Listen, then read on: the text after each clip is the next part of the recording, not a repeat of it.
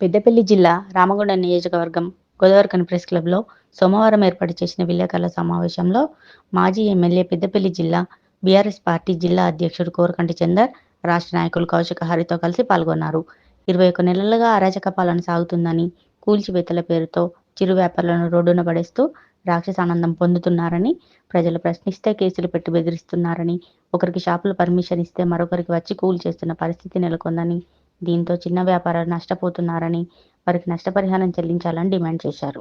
ప్రశ్నిస్తే కేసులు, అడుగుతే కూల్చివేతలు. ఇలా ఏ వాడకు పోయినా, ఎక్కే గల్లీకి పోయినా కూడా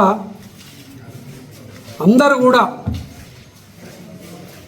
పైసా పైసా కూడబెట్టుకొని కట్టినటువంటి కట్టడాలన్నీ కూడా ఇలా కూల్చేస్తున్నారు.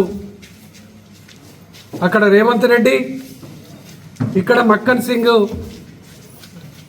ఒకే ఆలోచనతోని నడుస్తుంది. రామగుండంలో మక్కన్ సింగ్కు చట్టాలని కూడా చుట్టాలైపోయినాయి. చట్టం లేదు, దానికి ఒక పరిధి లేదు. రామగుండంలో పరిస్థితి నిజంగా మేము ఎన్టీపీసీకి పోయినాం. ఎమ్మెల్యే అయిన తర్వాత 3 నెలల్లోనే, ఆనాడు మేము కౌన్సిలర్గా ఉన్నప్పుడు ఉపాధి చూపించినటువంటి చిరు వ్యాపారస్తులను తీసేసిండ్రు. తెల్లారే మీకు ఉపాధి చూపిస్తామని చెప్పేసి ఆ మార్కెట్ కాడికి పోయి గోడ కూలినట్టు కూలగొట్టే పని పెట్టిండ్రు. వాళ్ళు కేసు పెట్టిర్రు ఎన్టీపీసీలు. అసలు అవగాహన ఉండి పని జరుగుతుందా,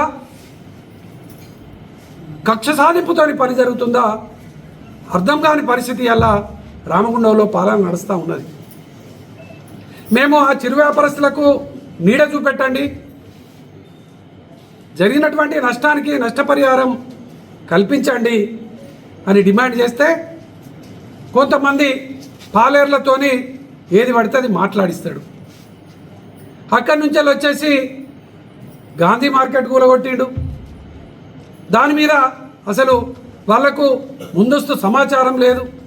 లక్షలాది రూపాయలు వాళ్ళు మట్టిపాలైపోయినాయి. దాని తర్వాత వెంటనే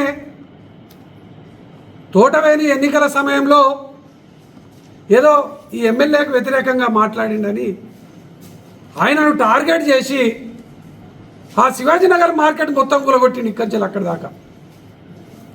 దాన్ని రోడ్డు వెడల్పు అని అంటారు. రోడ్డు వెడల్పు అంటే గోదావరిఖనిలో జనాలు ఎంత % పెరుగుతున్నారు, దానికి ఒక లెక్క పత్రము ఏమీ లేదు.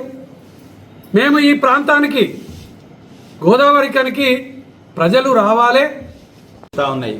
ఈ రామగుండం కాన్స్టిట్యున్సీలో ఈ ప్రాంతం ఆ ప్రాంతం అని లేదు. ఇవాళ రామగుండంలో జరుగుతూ ఉన్నాయి. అదొక వింత.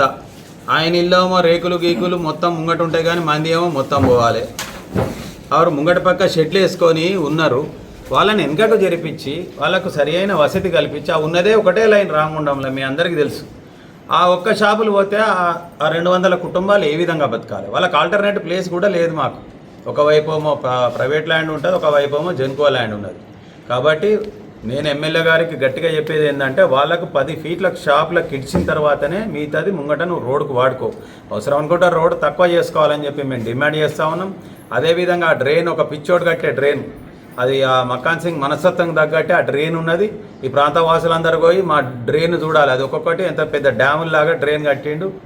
అవరు ఇంకొకటి ఏంటంటే, ఆయనను ఒకప్పుడు మనం చిన్నగా ఉన్నప్పుడు అరే నిద్రపోరా, అన్నం తినరా, లేకపోతే ఫలానా ఆయన అత్తడని చెప్పేటోళ్ళు. ఇప్పుడు ఏమైతే అందరికనా, అరే మన గల్లీకి మక్కాన్ సింగ్ని గట్టే పిలిచిర్రా పుసుకున, పెళ్లికో దానికో దీనికో విలువ కానీ వెళ్తే మనది అంత గల్లీ కూడా కూలగొడతారు అనే భయంలో ప్రజలు వచ్చారు.